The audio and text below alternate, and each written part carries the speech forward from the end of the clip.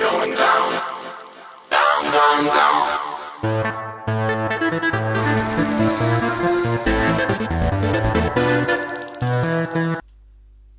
What's up everyone, the Alchemical Gamer here, and also the Alchemical Jackalope.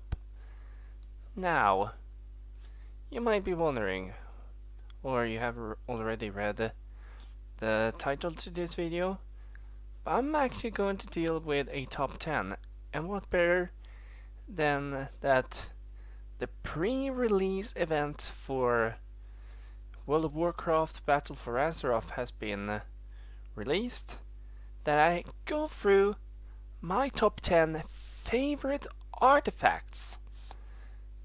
So, how exactly do I judge the artifacts? Well, I judge them by how much of an impact they had on me, and also the fact how useful they were during battling, and also how their special effects, like special abilities and such, really pull through.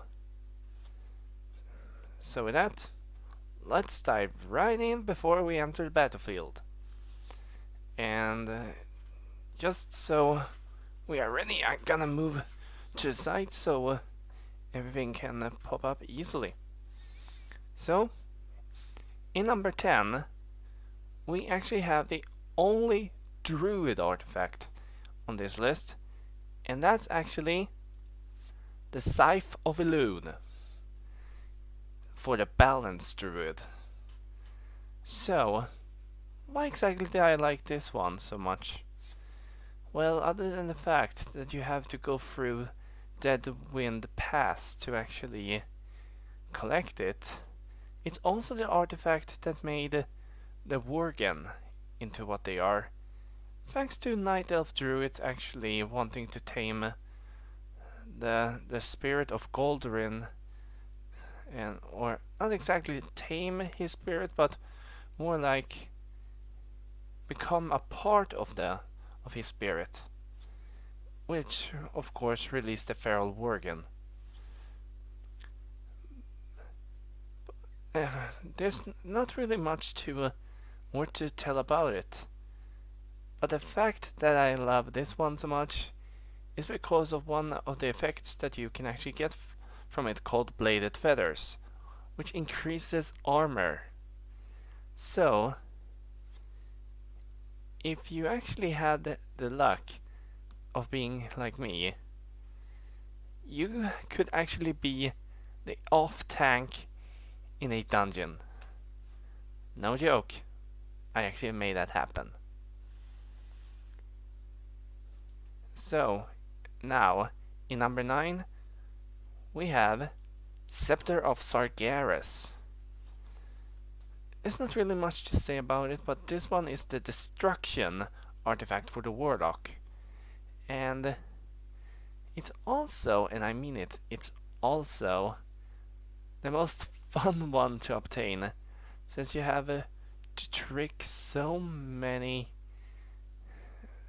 disciples of Gul'dan to obtain it. And once you do obtain it, you close a portal behind so no demons can pass through. That's just a brilliant way of pulling off how to obtain it. As for the special ability, it's actually to summon forth portals, and that's something I really like, because it really makes good use of the entire artifact obtaining quest that you have gone through. But trust me, you don't have to wait for long for another Warlock artifact, because in number 8 we have Ultalesh, the Deadwind Harvester. In a similar way to Scythe of Elune, you actually obtain this one in Deadwind Pass, but you have to first go through the history of how it actually became known as the Deadwind Harvester. And It's and before I forget, it's the affliction artifact for the warlocks. It has the special ability that it will empower you by draining the souls of those you end. So, but the good part is that if you have the luck of getting the hidden appearance for it, or get the quest line at least for it, you will end up facing the one who made it the Dead Wind Harvester, which is just the final topping on this wonderful artifact. So now, what do we find then at number 7? We actually find the only hunter artifact. You probably wonder which one could it be? It's none other than Tastura, Legacy of the Windrunners, for the marksmanship hunter. And trust me, you are not gonna dislike this weapon. Obtaining it might be a pain, but once you obtain it, you pretty much have the closest thing to a sniper's weapon. And true to its user, it has some of the best specialties ever. Not to mention that you will also get to see the one who wielded it in a Legion. So that's just making it all more perfect to see how it has gone through the entire Windrunner clan, or sisterhood, or whatever that Blood Elves may call it. But overall, this was my primary artifact use weapon for my hunter, and I don't regret it. Number 6 is the only Demon Hunter artifact, and it's actually Twin Blades of the Deceiver. Yeah, many say that the Arm Blades or the Aldraki Warblades were better, but I have to disagree.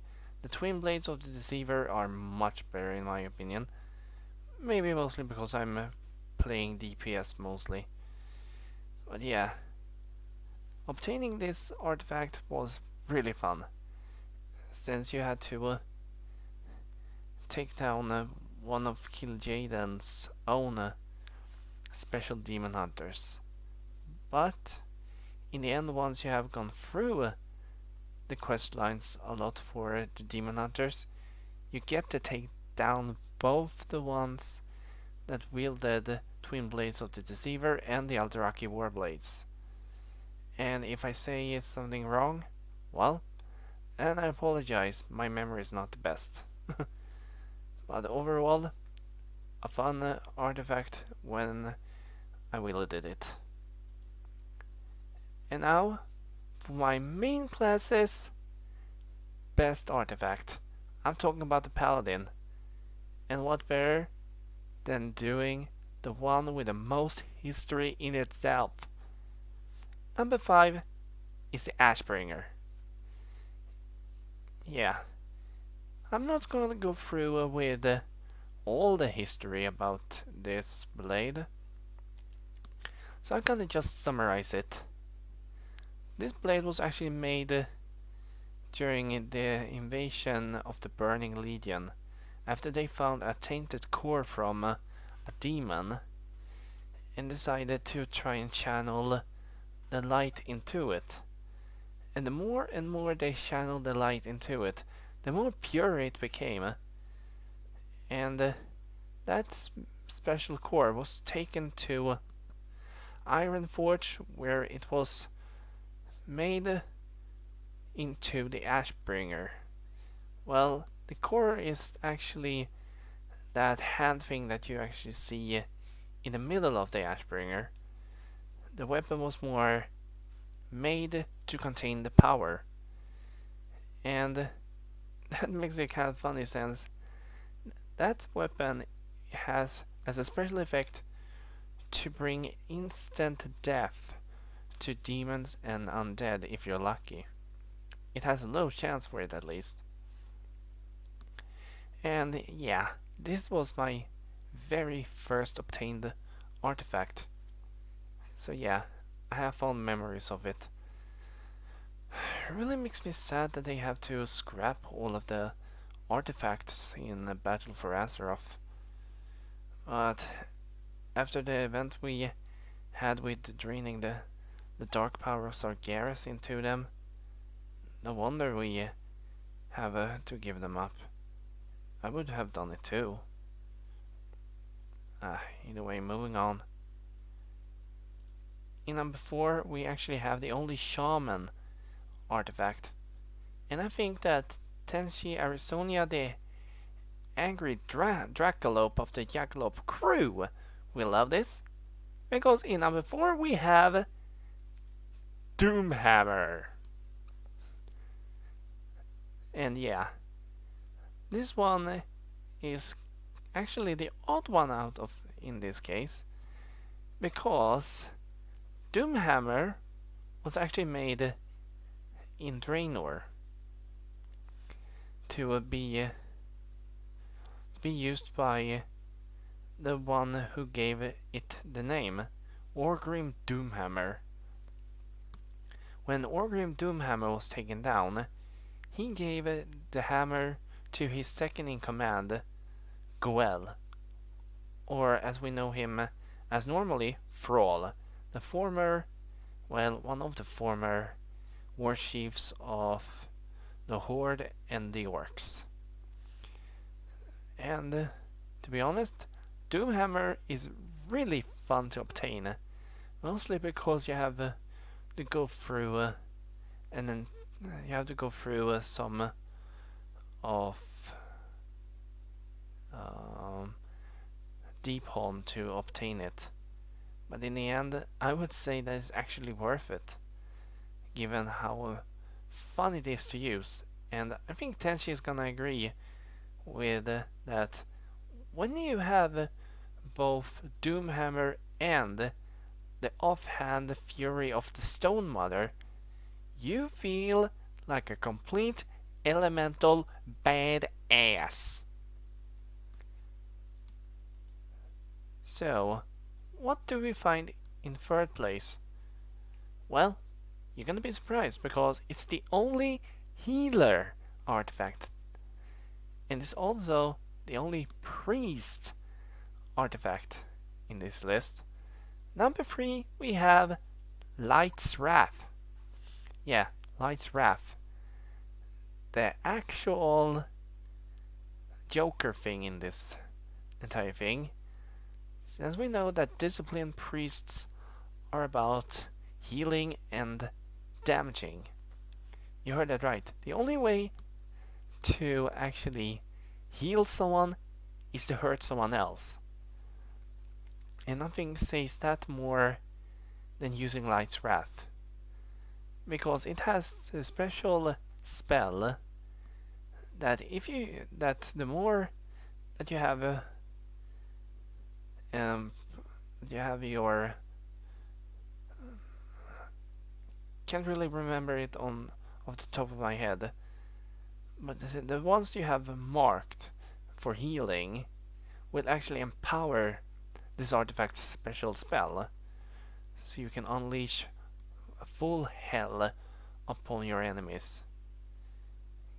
Really makes it worth to obtain, because the artifact quest line to obtain it is one of the best and the only one that actually share it with that share the same quest line objective in a way is actually Aluneth, which is the arcane mage artifact.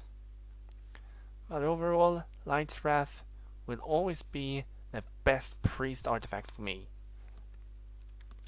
So, in number 2, we have the only Death Knight artifact. And for all of you who think that I'm going to pick Apocalypse, no, Apocalypse actually came close to an honorable mention. But my favorite Death Knight artifact is none other than Blades of the Fallen Prince, the Frost Death Knight artifact. If you are like me, someone who wanted to obtain Frostmourne, this was the obvious pick for everything, and I mean it. The entire questline to obtain this weapon is one of the best, since you have to first collect broken shards of the Frostmourne, fight all the spirits that have been, or at least the strongest spirits that have been drained into Frostmourne, and then you have to enter the swords after you reforge them and take out not only Arthas Menethil's spirit, but also Ner'zhul's spirit. And once you do that, you actually obtain the Blades of the Fallen Prince. And I have to say, it was really one of the best ones to obtain. So, what can possibly beat all of these? Well, my number one is actually the only tank artifact on this list, and is also the only warrior one. And by process of elimination already from that, you probably will know that my number one is Scale of the Earth Warder. Yes. Tenchi Arizonia knows me quite well when I say that I freaking love dragons. And what's better than having the Scale of the Earth Warder Neltharion, also known as Deathwing, as an artifact? Yeah, no joke. That's a Scale of Deathwing. And you use it as an artifact. And you use a second scale to actually use as a sword. How much more badass can that be? Not to mention the special ability that you actually have with this shield, an artifact of course, is to have it breathe fire. Freaking fire! So yeah. That, and I honestly love Protection Warriors. So getting this one as the artifact was the one that really ended up making me want to play Warrior even more. The only thing I can say is a negative thing is that you have to have a lot of luck to obtain the hidden appearance for it. But once you obtain it, it's really worth it, because you really get to have the appearance of the actual scale of Deathwing, and the blade only makes it better. And with that, that's the end of that top 10. If you like it, then leave a comment in the comment section below. You can make a video response, thumbs up, and maybe subscribe, because I always enjoy having more moon beasts watching the moon with me. But for now, I gotta get ready for enjoying some mutilation of enemies. So, until next time, the moon may hide a beast in shadow, but it might just be your salvation. So, see you guys during the next moon phase. I'm the Alchemical Gamer, and the Alchemical Jackalope.